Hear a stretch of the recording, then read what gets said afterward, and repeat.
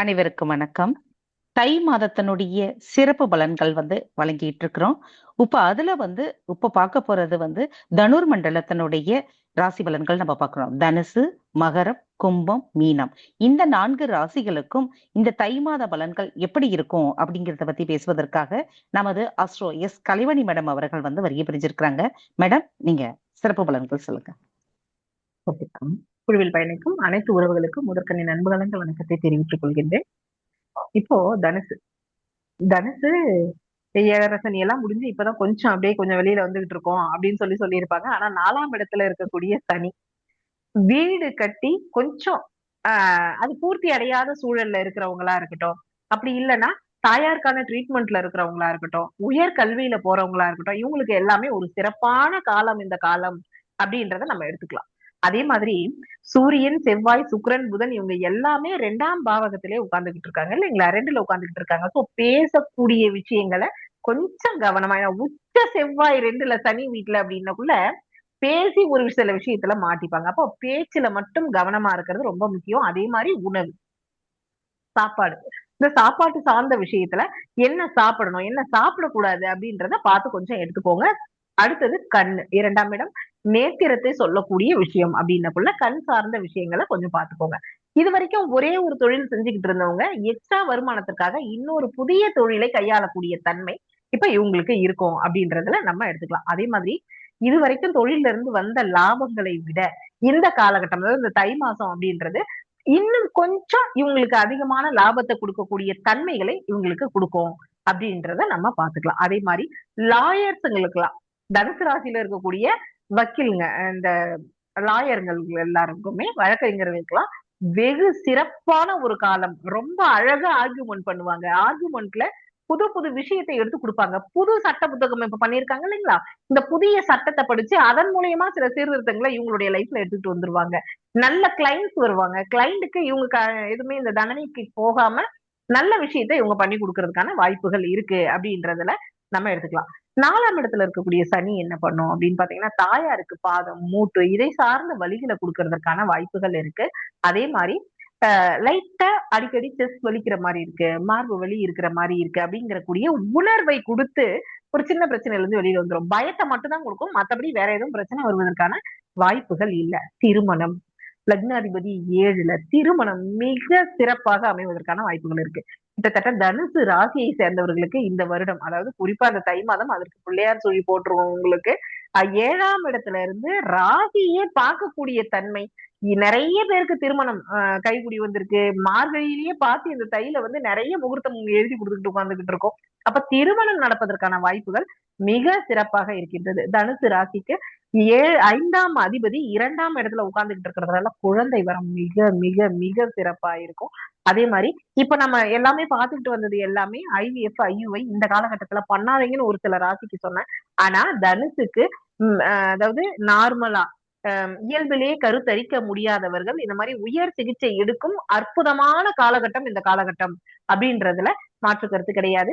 அடுத்த கட்டத்துக்கு போறது, இப்ப IUI பண்ணி பார்த்தோம், 2 தடவை சக்சஸ் ஆகலன்னா நீங்க IVFக்கு தாராளமா போலாம்.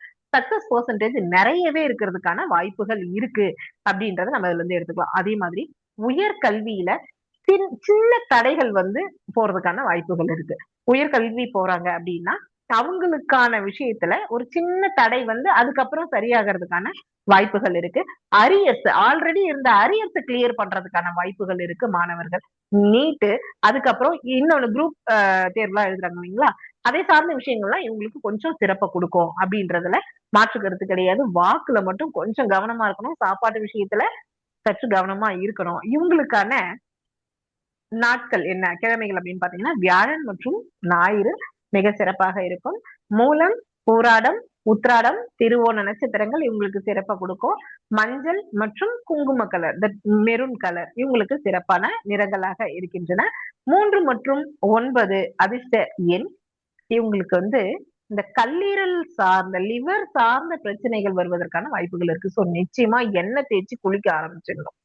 எண்ணெய் தேய்ச்சி, ஆல்ரெடி இது நெருப்பு வீடு இல்லைங்களா, உஷ்ணத்தால சில பிரச்சனைகளை அனுபவிக்கக்கூடிய தன்மைகளை இந்த காலகட்டத்துல கொடுக்கும். எண்ணெய் தேய்ச்சி குளிக்க ஆரம்பிச்சிருங்க. அதே மாதிரி இந்த கரிசலாங்கண்ணி அப்படின்னக்கூடிய இந்த இலை இருக்கு இல்லைங்களா, இதை வந்து கீரையா சமைச்சு சாப்பிடக்கூடிய தன்மையை உருவாக்கிக்கணும். எதனால அப்படின்னா கல்லீரலை காப்பாற்றக்கூடிய இரண்டே விஷயம், ஒண்ணு எண்ணெய் குளியல், இன்னொன்னு இந்த கரிசலாங்கண்ணி மட்டுமே. அதனால கல்லீரல், தொடை, அதுக்கப்புறம் ஒபிசிட்டி, உடம்பு போடக்கூடிய வெயிட் இன்க்ரீஸ் ஆகக்கூடிய தன்மையை கொடுக்கறதுக்கான வாய்ப்புகள் இருக்கு. இவங்களுக்கு வந்து கடலை பருப்பு தானம் செய்யறது ரொம்ப விசேஷம். கடலை பருப்பு தானம் எதுக்கு பண்ணுவோம்? ஏதாச்சும் ஒரு கோவில்ல அன்னதானம் பண்றாங்கன்னா அங்க வாங்கி கொடுக்கலாம், இல்ல இல்லாதவங்க வீட்டுக்கு வாங்கி கொடுக்கலாம். இந்த மாதிரியான விஷயங்கள்ல எல்லாமே இவங்களுக்கு ரொம்ப சிறப்பா இருக்கும் அப்படின்றத நம்ம எடுத்துக்கலாம். அதே மாதிரி வீட்டுல பெரியவங்க இருந்தா அவங்கள வந்து இந்த யாத்திரைகளுக்கு அனுப்பக்கூடிய ஒரு பெரிய கோவில், இப்ப காசி, ராமேஸ்வரம், கயா இத மாதிரியான இடத்துங்களுக்கு எல்லாம் கூட்டிகிட்டு போகக்கூடிய இல்ல வழி அனுப்பி வைக்கக்கூடிய தன்மைகள் இப்ப இந்த தனுசு ராசிக்கு அமையும் அப்படின்றதுல மாற்றுக்கிறது கிடையாது. தனுசுக்கு இந்த மாதம் ரொம்ப சிறப்பான மாதம் அப்படின்னு நம்ம எடுத்துக்கலாம். அடுத்ததா மகரம்.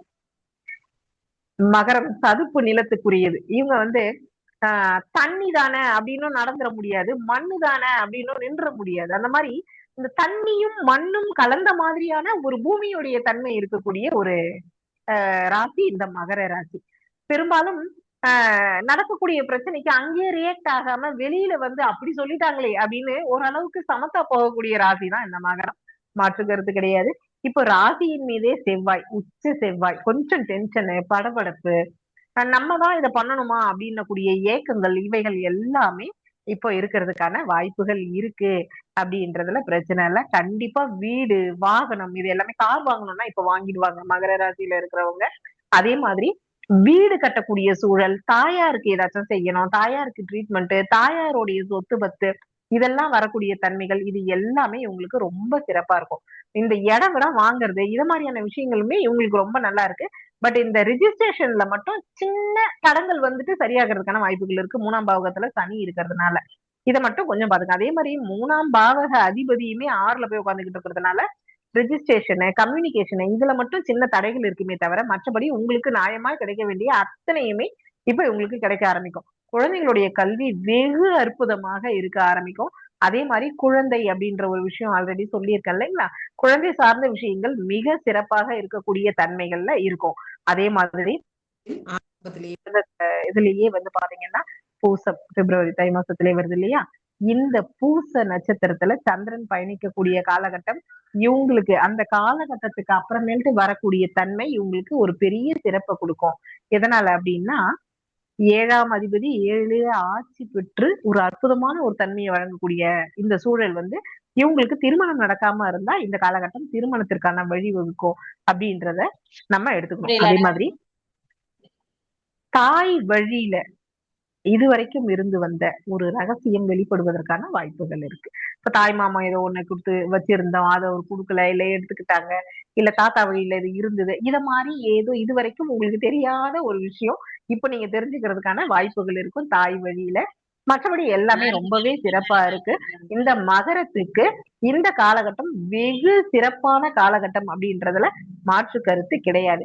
8ஆம் இடத்துல இருக்கக்கூடிய கேது உடல் சார்ந்து ஏதோ ஒண்ணு பண்ணிக்கிட்டே இருக்கிற மாதிரி இருக்கும், ஜீரணம் சம்பந்தப்பட்ட பிரச்சனையை கொடுத்துக்கிட்டே இருக்கிற மாதிரி இருக்கும், மூட்டு பாதம் சார்ந்த பிரச்சனைகள் தருவதற்கான வாய்ப்புகள் இருக்கு. இந்த இந்த இடம் சார்ந்த, அதாவது என்ன சொல்லுவாங்க அப்படின்னா கீழே இந்த காலுக்கு கீழே இந்த இடம் சார்ந்த ஒரு சின்ன பெயின் வருவதற்கான வாய்ப்புகள் இருக்கும். இது மட்டும்தான், மற்றபடி ஒரு பெரிய விஷயம்லாம் இதுல இல்ல. இப்ப சனிக்கிழமையும் ஞாயிற்றுக்கிழமையும் உங்களுக்கான சிறப்பான நாட்கள் அப்படின்றத எடுத்துக்கலாம். உத்திராடம், திருவோணம், அவிட்டம், பூசம் இந்த நட்சத்திரங்கள் சிறப்பான நட்சத்திரங்கள். கருநீலமும் அடற்பழுப்பு, அடற்பழுப்புன்னா தெரியும் இல்லைங்களா, ஒரு மாதிரி கேது கலர் அப்படின்னு சொல்லுவாங்க. இந்த 2 நிறங்களும் உங்களுக்கான சிறப்பான நிறங்கள். 1 அப்படிங்கிற எண் உங்களுக்கான அதிர்ஷ்ட எண். அதே மாதிரி எலும்பு, மூட்டு இதை சார்ந்த பிரச்சனைகள் வருவதற்கான வாய்ப்புகள் இருக்கு. யோகா மட்டும்தான் நல்ல ஒரு ரிசல்ட் உங்களுக்கு கொடுக்கும். அப்படின்னா நடைப்பயிற்சி. இப்ப என்ன பண்ணலாம் அப்படின்னா ஒரு சின்ன குட்டி இரும்பு வாணல்ல ஒரு 1/2 லிட்டர் சுத்தமான நல்லெண்ணெய வாங்கி ஏதாச்சும் ஒரு சிவன் கோவில்ல தானமா கொடுத்துருங்க. நிறைய பிரச்சனைகள் இதை சார்ந்து உங்களுக்கு குறைவதற்கான வாய்ப்புகளை இந்த பிரபஞ்சம் உங்களுக்கு வழங்கும். அடுத்தது கும்பம். அற்புதமா ராகுக்கு இடம் கொடுத்து உட்கார்ந்துகிட்டு இருக்காங்க இந்த தை மாசத்துல கும்பம்.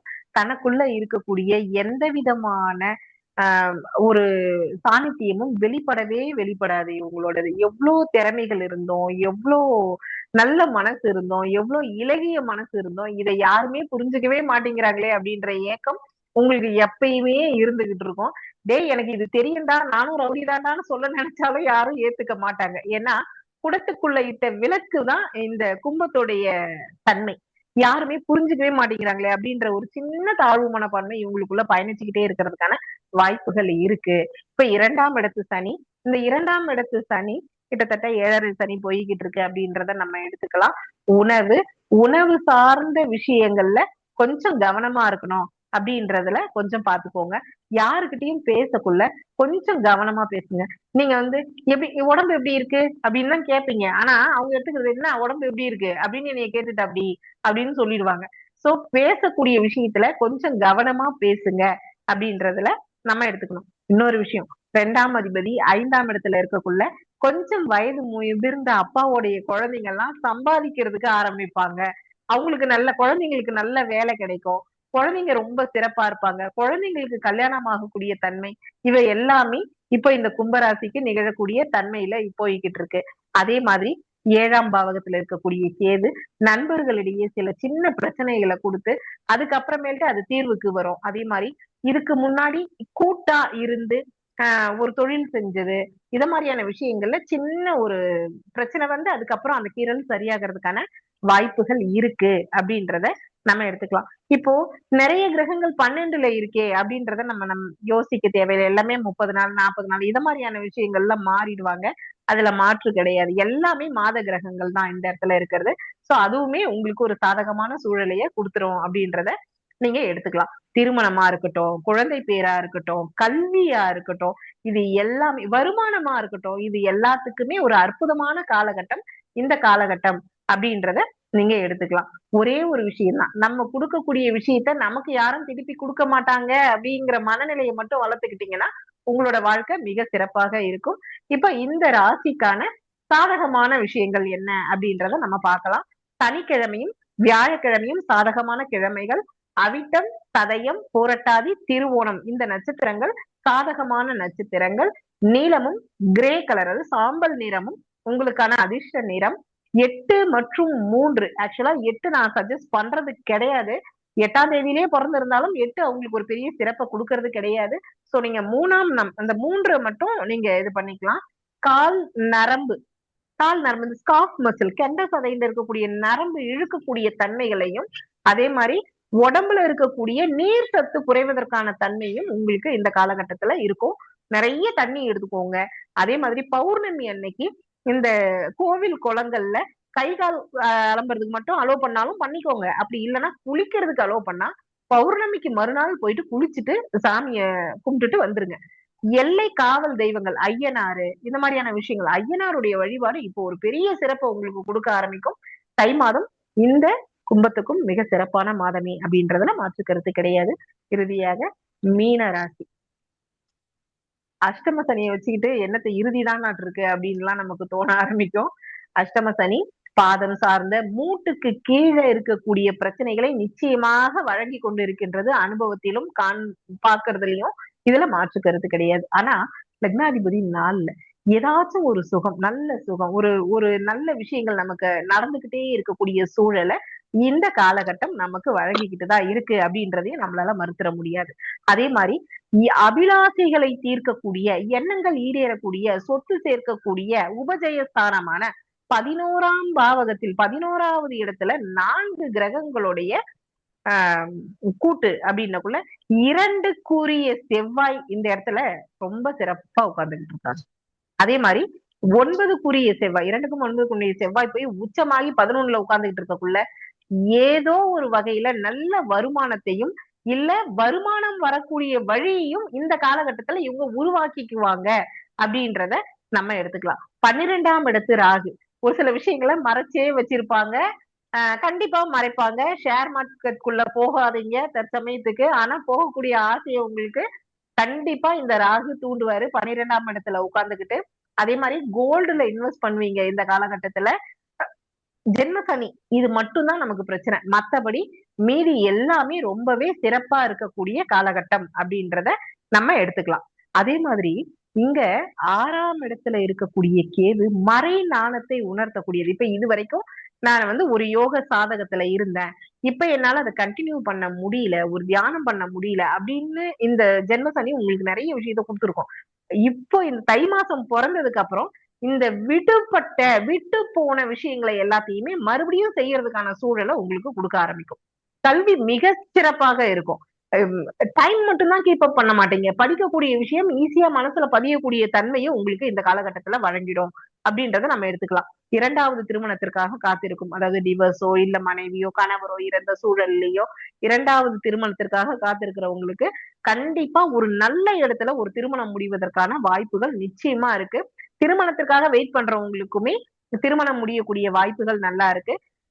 அரியர்ஸ் வச்சிருக்கிறவங்களுக்கு இந்த காலகட்டம் அரியர்ஸ கிளியர் பண்ணக்கூடிய தன்மைய உங்களுக்கு வழங்க ஆரம்பிக்கும். அதே மாதிரி இதுவரை தீர்க்க முடியாத நோயில் அவதிப்பட்டு கொண்டு இருந்தவர்களுக்கு இந்த தை மாதத்துக்கு பிறகு தை மாதத்துல இருந்தே அந்த நோய்க்கான தீர்வு எங்க போனா சிகிச்சை சரியாகும் அப்படின்ன கூடிய தன்மையை உங்களுக்கு கொடுக்க ஆரம்பிக்கும். ஏன் அப்படின்னா 11ஆம் இடம் தான் ஒரு நோயை தீர்க்கக்கூடிய தன்மை. என்கேவி சிஸ்டம் படிச்சிருக்கோம் இல்லைங்களா? இதுல இந்த 11ஆம் பாவகம் தான் நோயை தீர்க்கக்கூடிய தன்மை. 11ஆம் பாவகம் சொல்லக்கூடிய பேர்ல இருக்கக்கூடிய டாக்டர் தான் நம்ம நோயே தீர்ப்பாங்க. அப்போ இந்த 11ஆம் பாவகத்துல இருக்கக்கூடிய செவ்வாய் ஒரு சிறப்பான மருந்து, சிறப்பான அனுபவம் இது எல்லாத்தையுமே குடுக்க ஆரம்பிச்சு, நெறைய பிரச்சனைகளை இந்த தை மாதத்துக்கு பிறகு தீர்க்கக்கூடிய தன்மையை வழங்கும் அப்படின்றதுல மாற்று கருத்து கிடையாது. அதே மாதிரி இந்த ஜென்ம சனியில நிச்சயமா ஐவிஎஃப், ஐயுஐ ட்ரீட்மெண்ட்ஸ் தேவை கிடையாது. தயவு செஞ்சு போக தேவையில்லை. நார்மலா சின்ன சின்ன பரிகாரங்கள் பண்ணுங்க. அதே மாதிரி சந்தன கோபால மந்திரம் சொல்றதா இருக்கட்டும், கோவில் குளத்துக்கு போறதா இருக்கட்டும், இத மாதிரியான விஷயங்கள மட்டும் பண்ணுங்க குழந்தை இல்லாத தம்பதிகள், பெண்கள். தயவு செஞ்சு ஐவிஎஃப் இந்த காலகட்டம் சரியான காலகட்டம் கிடையாது. இது சக்சஸ குடுக்காது. சக்சஸ் ரேட் ரொம்ப குறைவு. ரொம்ப ரொம்ப குறைவு. சோ இதுல கொஞ்சம் கவனமா இருங்க அப்படின்றதுல திரும்பவும் நான் சொல்றேன். அதே மாதிரி மீன ராசிக்கு வியாழன் மற்றும் திங்கள் சிறப்பான நாட்கள். புரட்டாதி, உத்திரட்டாதி, ரேவதி, புனர்பூசம் சிறப்பான சாதகமான நட்சத்திரங்கள். 3 மற்றும் 7 அதிர்ஷ்ட எண்கள். இவங்களுக்கு என்ன பிரச்சனை வரும்னா கண்டிப்பா மூட்டுக்கு கீழே பிரச்சனை. மூட்டுல இருந்து பாதம் வரைக்கும் கம்பல்சரி பிரச்சனையை கொடுத்துரும். இன்னைக்கு இந்த மியாட்டா இருக்கட்டும் இல்ல கட்டு கட்டுற இடமா இருக்கட்டும் இந்த இடத்துல எல்லாம் போயிட்டு நிறைய கட்டு கட்டுறவங்களுடைய பெர்சன்டேஜ்ல மீன ராசி ரொம்ப அதிகம். அதனால நடக்கிறதா இருக்கட்டும் இந்த டெய்ல்ஸ்ல தண்ணி ஊத்தி வச்சுட்டு நடக்கிறது, வண்டியில போறது கொள்றது இதெல்லாம் கொஞ்சம் ஜாக்கிரதையா நடங்க. ரொம்ப ஹை ஹீல்ஸ் போட்டு நடக்க தேவையில்லை. இதை சார்ந்த பிரச்சனைகளும் வருவதற்கான வாய்ப்புகள் இருக்கு. தூக்கமின்மை, கால்குல பிரச்சனை, நீர் சத்து குறைபாடு. தண்ணி பெருசா அதிகமா எடுத்துக்க மாட்டாங்க இந்த காலகட்டத்துல இவங்க இந்த ஜென்ம சனி இருக்கிறதுனால. அதே மாதிரி ஒரு ஒரு வேலையை இப்ப செய்யலாம் அப்படின்னு இல்லாம தள்ளி போட்டுக்கிட்டே போகக்கூடிய தன்மையை இப்ப இந்த ஜென்ம சனி பண்ணிக்கிட்டு இருக்கோம். சோ டைம் கொஞ்சம் கீப் அப் பண்ணுங்க. இது உங்களை நல்ல ஒரு பெரிய மாற்றத்துக்கு எடுத்துட்டு வர்றதுக்கான சூழலை கொடுக்கும். தாயாருக்கு கிடைக்க வேண்டிய நியாயமான எல்லா விஷயங்களுமே இந்த காலகட்டத்துல உங்களுக்கு கிடைக்கும். கருப்பை சார்ந்த விஷயத்துல இருந்த பிரச்சனைகள் தீர்வதற்கான வாய்ப்புகள் இருக்கு. அதே மாதிரி பூ பெய்தாத பெண்கள் இருக்காங்க இல்லைங்களா?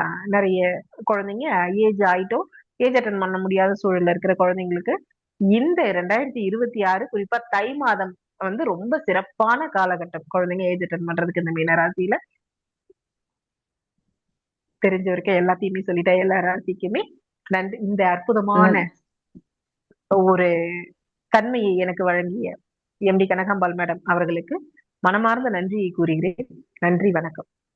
Thank you madam. மிக சிறப்பான தை மாத பலன்கள் மேசம் முதல் மீனம் வரை அது 3 பாகங்களாக பிரிச்சு மிக அழகாக எடுத்துரைத்தது அன்னைக்கு நமது தேசிய மகளிர் ஜோதிட கூட்டமைப்பின் சார்பாக அனைவரும் சார்பாகவும் நன்றிகளை தெரிவித்துக் கொள்கின்றோம். நன்றி, வணக்கம். நன்றி.